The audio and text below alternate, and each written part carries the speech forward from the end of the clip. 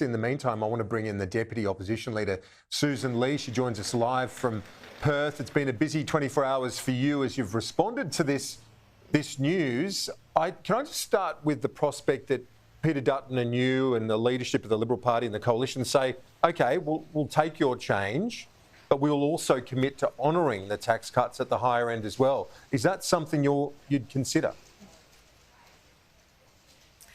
Kieran, I'll get to that in a minute, but the Prime Minister is about to speak and we have a liar in the lodge. This liar who has taken this long list of lies and deceit and about to present something today to the Australian people, I think has got Australians all over this country shaking their head. And I hope the press gallery in a few minutes, I hope they really give it to the Prime Minister. I hope they hold him to account. I hope they ask him whether he can rule out any further tax rises. Are there going to be tax increases on the family home? Is there going to be more negative gearing? Is there going to be a higher Medicare or an NDIS levy? These need to be ruled out because this liar in the lodge cannot be trusted.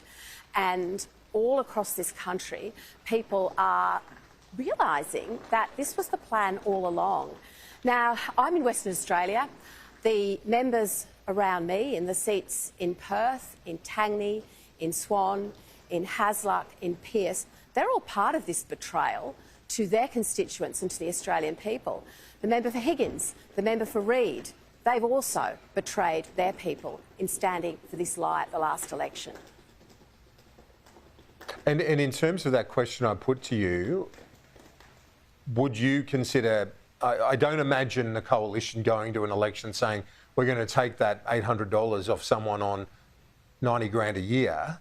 So it's very hard to imagine you doing that. So would you be in a scenario where you say, OK, we'll accept this, but then we will also honour the original commitment to provide tax relief for the higher income earners?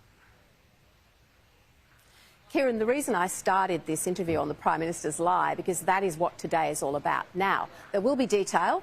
There will be, presumably, some backing in of the numbers that the Prime Minister and the Treasurer have claimed will come from this. We've only seen so far the bits that the government has briefed out to chosen journalists and talked about more broadly. So we will examine the detail of what is announced today and we will do due diligence on the numbers and we will have more to say, as we always do when legislation enters the Parliament.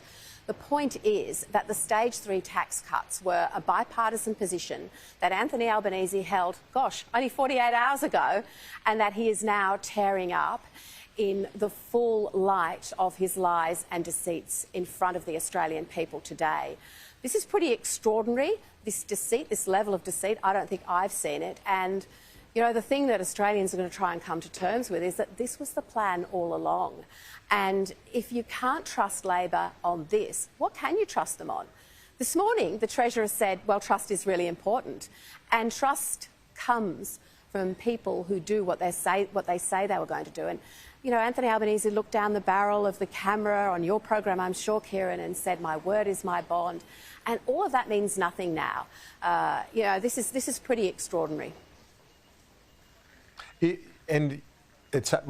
is a broken promise, there's no doubt about it. We spoke to the Prime Minister a few days before the election and straight the week after the election, and he committed on those occasions to honouring the Stage 3 tax cuts. That's clear, it's a broken promise. But I do want to get to what the Coalition is thinking here, because this is so pivotal to the politics of the next 12 to 18 months. This is going now, tax relief, to 13 million plus Australians as opposed to 10 million Australians, so more people benefit. The power of the dollar in the pocket is also something in politics which works, isn't it? We're not going to make it easy for the Labor Party to break their promises, which is why we have said we will fight for what was a bipartisan position agreed by both sides of politics. If Anthony Albanese has had an epiphany over summer and he thinks there should be further tax relief for Australians, Kieran, of course we'll look at that. But a tax break for one group of Australians should not come at the cost of a tax increase for another group of Australians. And this is the important point. You know, your viewers and Australians generally, they know that taxes will be lower under a coalition government. And they know that when Labor runs out of money and runs out of ideas, they come up with these highly political announcements that are not a proper economic plan, that don't address the cost of living, that don't recognise the aspirations of people in, for example, Western Australia, where I am. Can I say there's no love lost here for the Prime Minister's announcements and, you know, his integrity? This is what this is about. The government jumped on. Who is this guy? They jumped on the comments you made yesterday on Sky News about rolling these changes back if you won.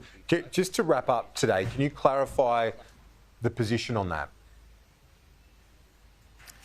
Well, those are words that other commentators have used. I'm not surprised that the government, having lied about tax cuts from the liar in the lodge down, would lie about my remarks. What I said, and for those interested, they can read transcripts, Kieran, was that we are committed to the stage 3 tax cuts that were bipartisan policy only 48 hours ago. That's what the coalition is committed to. We will always look at something new because we don't know what it is. We haven't tested the numbers. And just on that point, everyone should be really careful about what the Greens do with this legislation. It's not in front of the Parliament. Who knows, as I said, what it will look like. But right now, I'm sure there are discussions between Labor and the Greens about how to make it even more friendly towards the Greens, which of course is incredibly unfriendly for the aspirations and the hard work of everyday Australians. Deputy Opposition Leader Sussan Ley, appreciate it. We'll talk to you soon.